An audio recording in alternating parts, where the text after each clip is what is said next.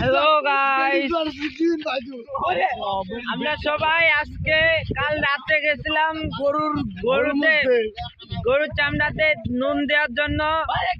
এখন সকালে সবাই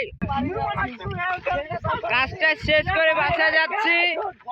সকালে হয়তো এত সকালে ফোনে ক্যামেরাটা আসতেছে না, আকাশের আবহাওয়া এতটা ভালো না।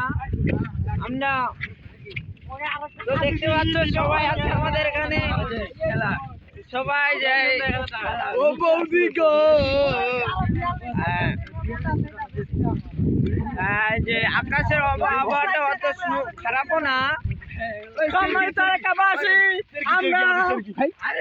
মল্লিক পাড়া নিবাসী এই যে সবাই বিমান ঘাটিতে একটা চেরকি আছে, এই চেরকিতে উঠতে যাচ্ছে। ধন্যবাদ।